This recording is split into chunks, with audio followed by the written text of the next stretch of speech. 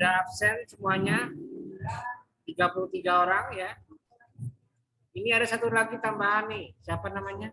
Ahmad Khatibi. Mana Ahmad Khatibi? Khatibi. Mana? Ini Ahmad Khatibi. Akmal, mana Akmal? Akmal? Hah? Mana? Iya ini mana ini orangnya? Akmal, Akmal. Suaranya Akmal. Akmal, mana suaranya? Maaf Pak, lagi di jalan Pak. Videonya mana kamu? Kamu mau kemana? Hah? Akmal? Mana suaranya Akmal?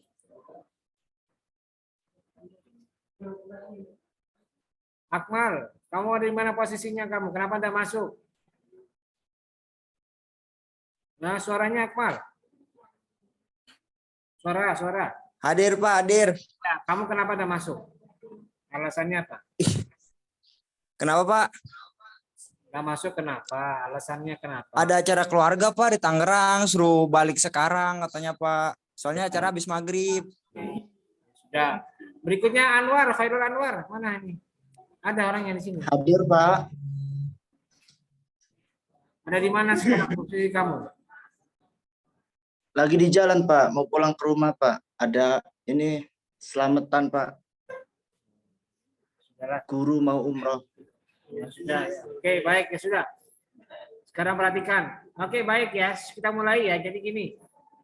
Ini waktunya sudah banyak terbuang karena alasan teknis persinyalan.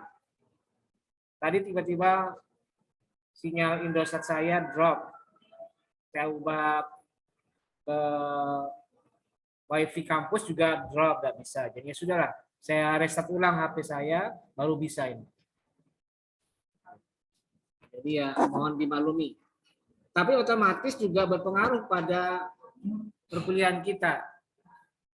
Tadi maunya saya mulai dari penjelasan materi modul saya tentang materi kita hari ini. Tapi karena waktunya sudah terbuang, jadi ya sudah. Saya sudah kirimkan kemarin, bukan kemarin, tadi pagi jam 8 ya. Nanti modul itu silakan kalian baca. Memang temanya menarik tentang poligami. Tapi waktunya terbatas, jadi saya pikir udah gini aja dah. Saya minta kalian membaca. Terutama di bagian tentang syarat poligami atau 2 syarat seorang itu diperbolehkan poligami. Artinya di Islam sebenarnya kayak orang main pingpong ya. Depan, belakang, tepak belakang, kanan kiri gitu ya. Artinya Allah itu seakan-akan sedang mengajak kita bermain. Satu sisi Allah memberikan penegasan tidak ada larangan poligami. Silahkan jika kalian merasa mampu, ya sudah, boleh berpoligami. Tapi di sisi lain juga ada perintah. Kalau misalnya kamu tidak mampu memenuhi syarat berpoligami, tidak mampu, tidak sanggup, tidak memiliki kemampuan, kekuasaan, ya sudah, jangan poligami, cukup satu saja. Balikin lagi ke asal muasal pernikahan. Jadi kan di main pingpong gitu ya, kayak bermain pingpong kita sama Allah. Bukan langsung tegas dilarang. Tidak. Ada seninya Allah memberikan contoh bagaimana Allah memerintahkan kita terhadap sebuah perintah, tapi tidak langsung secara langsung melarang. Memang secara biologis, secara alamiah, natural, kodrati, laki-laki bisa punya peluang untuk menikah lebih dari satu. Secara kodrati ya, secara biologis. Karena apa? Mohon maaf, alat kelamin laki-laki itu cuma satu dan bisa dipakai kemana-mana. Ya, kalau bahasa kasarnya ya, bisa dipakai kemana-mana. Dan tidak ada efek dari aspek biologisnya. Tapi kalau perempuan disuruh punya suami lebih dari satu, nggak bisa. Karena secara kodrati, perempuan punya rahim. Dan dia menampung, mohon maaf, sperma laki-laki. Bayangkan kalau misalnya satu gelas ada kopi masuk, ada gula masuk, ada teh masuk, ada bobang yang masuk juga. Diaduk jadi satu, gimana rasanya? Campur aduk kan ya? Tidak enak. Tidak memiliki kenikmatan yang satu gitu ya. Bisa bermacam-macam. Nah, sehingga akhirnya apa? Islam melarang perempuan menikah lebih dari satu. Tapi laki-laki Allah memberikan seninya. Untuk melarang tidak bisa, tidak mungkin secara kodrati, secara biologis. Tapi Allah memberikan seninya. Silahkan nikahi, tapi dibatasi. Kalau zaman dulu Islam atau masyarakat Arab pra-Islam itu nikahnya itu bisa sampai beratus-ratus kali. Bahkan ada salah satu sahabat ketika awal mula Islam datang, istrinya sampai 100, bayangkan. Istrinya 100 istri. Lalu oleh Rasulullah sudah, kamu ceraikan atau kamu pilih 4 orang saja. Pilih 4 perempuan yang 4 istri kamu. Kemudian sisanya apa? Kamu ceraikan. Di masa Islam atau Arab pra-Islam itu masih ada kebebasan untuk memilih istri lebih dari 4. Nah, Allah memberikan larangan. Silakan menikah, perbanyak istri kamu, tapi maksimal 4. Jadi untuk memberikan pelajaran kepada umat Islam, kepada umat manusia bahwa perempuan itu atau laki-laki itu punya sifat dasarnya yang boleh bisa untuk menikah lebih dari 1, tapi dibatasi. Nah, itu pengantar saya mengenai poligami. Nah, kalau ditanya hukumnya bagaimana, ya kira-kira bagaimana kalau ditanya hukumnya? Boleh, haram, mubah, makruh, atau wajib? Atau apa? Nah, mubah. Mubah ya? Oke. Tapi mubah yang bagaimana? Pertanyaannya begitu. Pertanyaan yang tepat, mubah yang bagaimana? Atau kita balik pertanyaannya. Sebenarnya prinsip perkawinan dalam Islam itu monogami atau poligami? Poligami. Poligami. Yang lain ada nggak yang setuju poligami? Prinsip perkawinan dalam Islam itu bersifat poligamis atau monogamis. Kalau poligami menikah lebih dari 1. Kalau monogamis menikahnya cuma 1. Oke. Kalau berdasarkan cerita dan pandangan tentang Al-Quran dan hadis, bisa disebutkan bahwa prinsip Islam dalam perkawinan itu bersifat monogamis tapi tidak mutlak. Ya, monogamis tapi tidak mutlak. Kenapa kok begitu? Karena masih ada kesempatan bagi laki-laki untuk berpoligami. Sebab kalau monogaminya mutlak, haram itu poligami. Dosa besar orang yang berpoligami. Cuma tidak dilakukan. Masih ada peluang.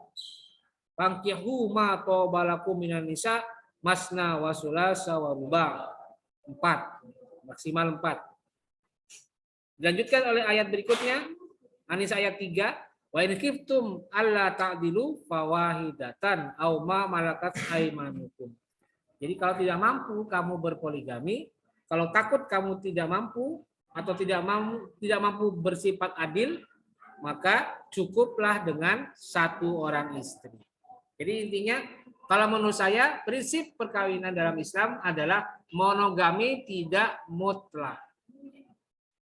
Jadi gitu ya hukumnya. Nanti silakan kalian baca sendiri modul saya yang sudah saya bagikan di GCR. Nanti silakan kalian pelajari. Karena nanti di UAS materi poligami akan menjadi soal UAS terutama di bagian esai. Ya. Jadi kalau kalian tidak baca ya bisa kelewat seperti itu. Tapi saya tidak mau kasih tahu di soal nomor berapanya. Atau di materi bagian mana yang akan saya keluarkan. Ininya apa? Soalnya. Itu rahasia saya nanti. Yang penting kalian belajar saja, baca saja. Gitu ya, untuk menetralisir kendala teknis selama tadi kita memulai sudah molor, masuk juga masih molor, saat di perjalanan juga molor. Jadi sebab molor hari ini. Oke, baik. Berikutnya, saya akan jelaskan mengenai tugas. Karena di RPS, di pertemuan 11 di pengalaman belajar mahasiswa itu ada poin 4 penugasan. Maka dari itu, silakan sekarang kalian lihat, buka GCR-nya. Nanti akan saya tampilkan tugasnya bagaimana. Oke, silakan dilihat.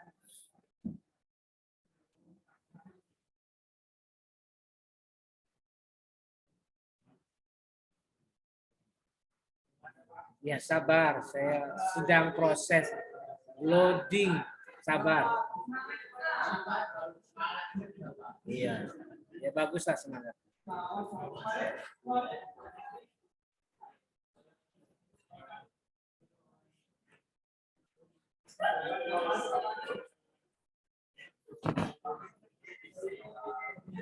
Ya sudah, silakan dilihat. Sudah keluar itu materi tugas 6. Ya. Oke, perhatikan ya, saya jelaskan.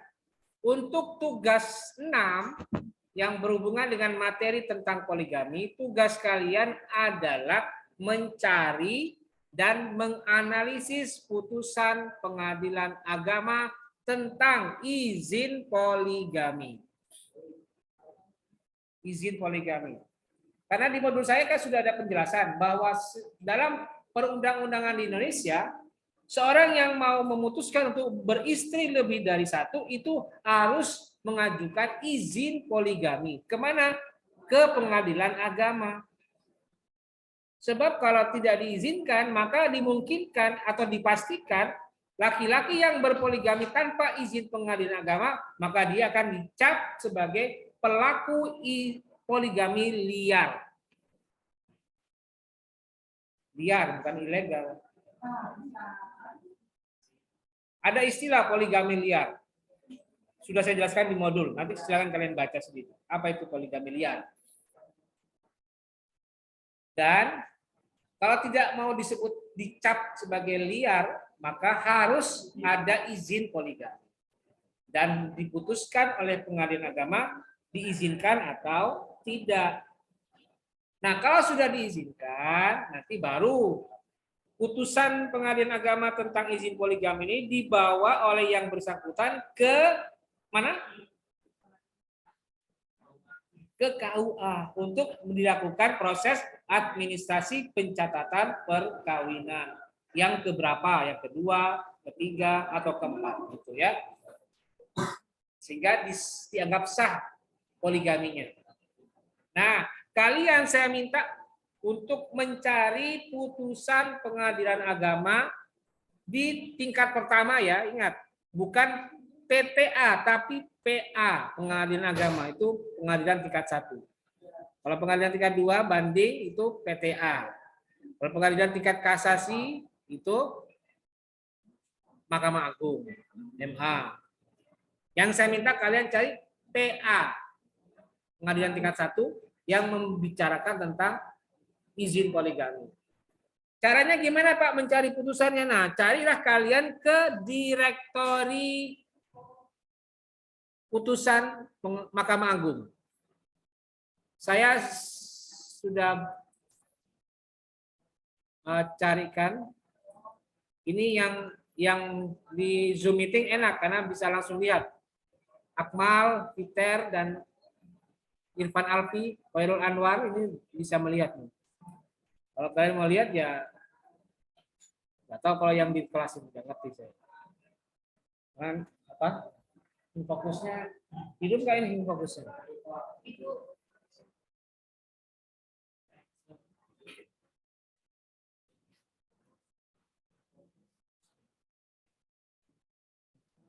Ini dia nih ya, yang ini ya. Ini, putusan perdata agama nih.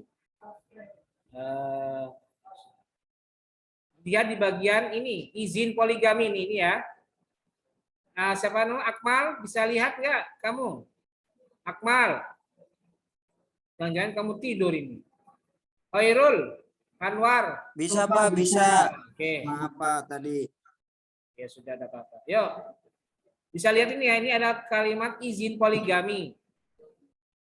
Nah itu ya, itu direktori putusan nih. Kalau mau buka, silakan kalian ketik https titik garis miring 2 kali, terus putusan 3 titik Mahkamah Agung titik go titik id. Ya. Nanti diklik ininya ya, mana izin poligaminya itu ada 6.759 putusan. Tuh diklik, lalu nanti akan keluar halaman yang memuat putusan tadi itu. Nah ini banyak nih.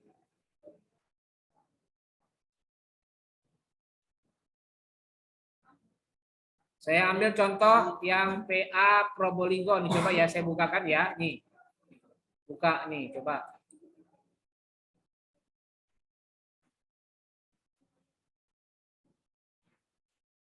Coba lihat nih, ini putusan Mahkamah Agung tentang izin poligami nih.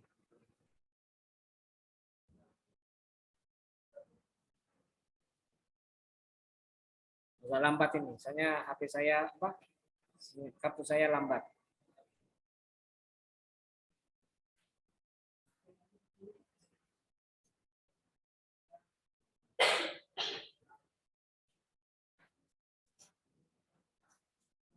Nah, ini dia ya. Ini izin poligami kasus perdata agama di bidang izin poligami. Nih, lihat nih. Ini mengabulkan permohonan untuk seluruhnya. Majelis mengizinkan pemohon untuk menikah lagi dengan seorang perempuan bernama titik-titik di depan KUA Kecamatan Soko, Kabupaten Mojokerto. Nah, kok PA-nya Probolinggo ya? Hah? Nomor apa? Iya, nomornya ini nih, yang ini nih, 514. Nih, PA Probolinggo. Tapi dia menikahnya di mana? Di Mojokerto. Nah, ini. Hartanya berapa? Banyak nih. Ada mobil, ada tanah luas 391 meter persegi. Terus ada harta bersama.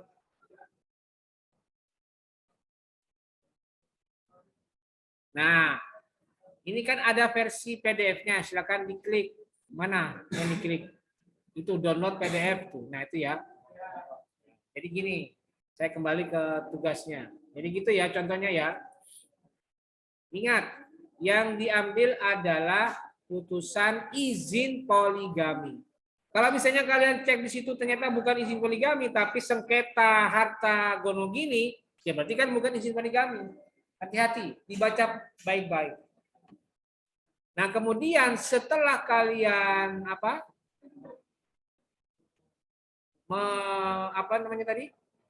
mendapatkan datanya, nah baru kalian analisis pada 3 aspek ini. Pertama, aspek duduk perkaranya apa? Pelakunya siapa? Pemohon, termohonnya bagaimana?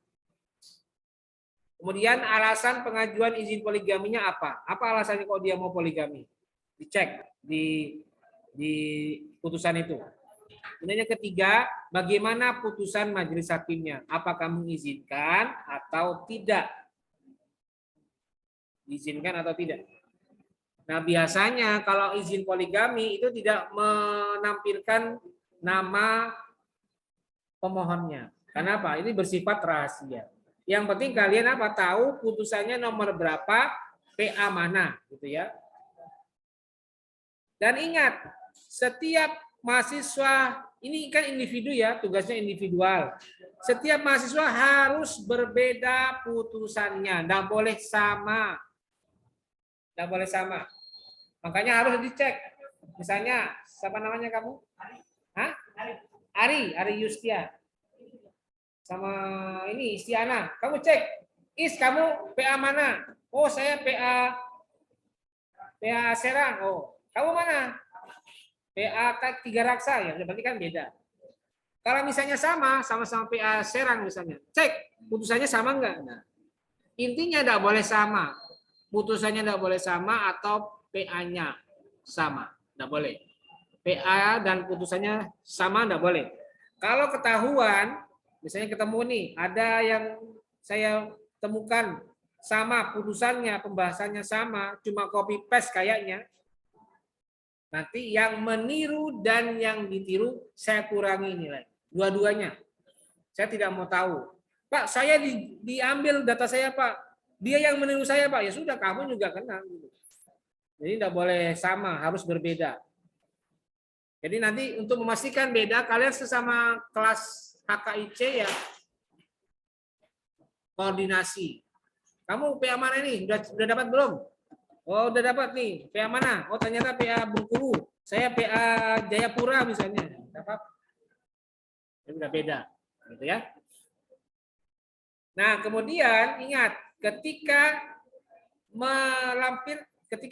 mengumpulkan tugas, ingat yang dilampirkan ada dua. Satu tugasnya, karena nanti setelah kalian dapat putusannya itu kamu kumpulkan tugas, dikerjakan di MS Word dulu ya, diketik duduk perkaranya apa, terus alasannya apa, putusannya bagaimana, ditulis di MS Word.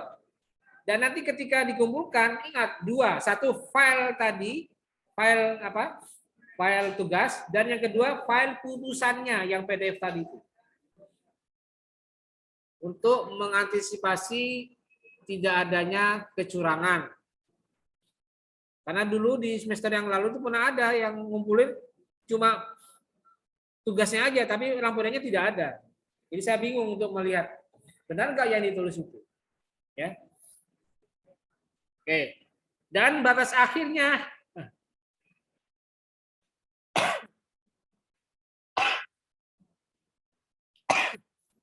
hari Selasa tanggal 29 November 2022 jam 08.00. Jam 8 ya, maksimal. Hari Selasa tanggal 29. Kalau lebih dari jam 8 ya saya tolak dan dianggap tidak mengerjakan. Biasanya kalau dia terlambat, walaupun cuma terlambat 1 menit, 08.01 udah terlambat itu. Saya kurangi dia, biasanya begitu. Saya kasih nilai sedikit. Tuh ya. Nah, itulah tugas yang harus kalian kerjakan untuk materi ke-9 ini. Ada pertanyaan? Ya. Ya, persoalannya apa? Dia mengajukan izin karena apa? Karena istrinya sakit, mandul misalnya, nggak punya anak. Nanti kan ada keterangannya di situ. Di putusan pasti ada keterangan.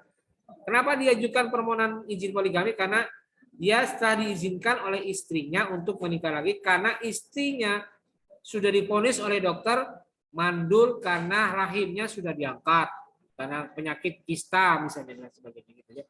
Pasti ada keterangannya di situ. Cari ya. Itu duduk perkara. Yang lain masih ada, silakan. Nggak ada ya? Oke, kalau nggak ada saya kira jelas.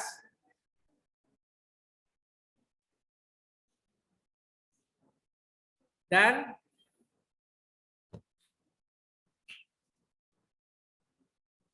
kemungkinan minggu depan saya tidak bisa hadir di kelas karena saya harus kembali ke rumah. Jadi mungkin minggu depan kita kuliahnya secara online.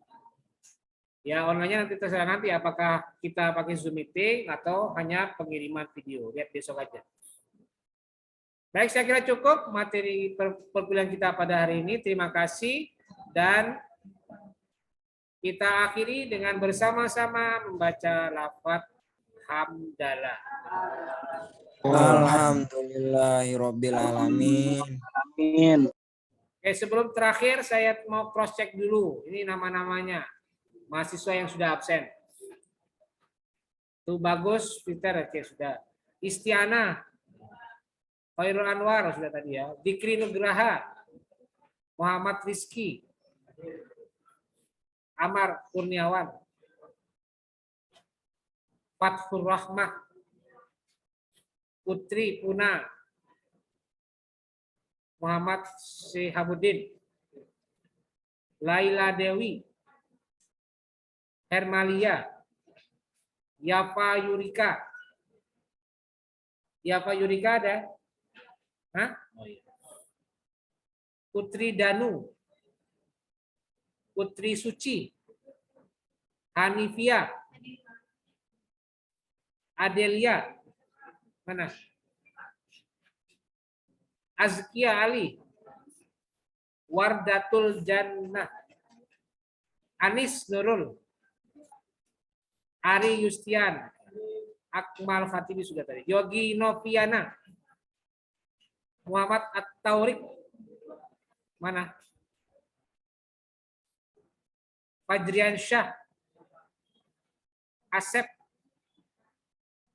Dimas Anggi, Sawaludin, Hafizi Arasoma, Fikri Manaf, Sania, Irfan Alfi. Hadir, Pak. Kok udah masuk kamu ini? Kok di luar? Kan mestinya masuk tadi itu. Ya. Oke, sudah. Baik, berikutnya Syifa. Adib Zainul Millah. Adib mana Adib? Tidak ada Adib ini. Ini mesti. Mana Adib? Tidak ada. Hah? Tapi kok ada isi absen ini? Nur Hadin. Mana Nur Hadin? Tidak ada. Muhammad Al-Farizi. Mana? Tidak ada. Iib Saipul. Fakhri Fahrial. Mana? Ini kok ada semua ini? Coba saya cek. Absen enggak? Hadir enggak? 3. Izin 3. Sudah. Oke, baik. Terima kasih. Wallahu muwaffiq ila aqwamit thoriq. Wassalamualaikum warahmatullahi wabarakatuh. Waalaikumsalam warahmatullahi wabarakatuh.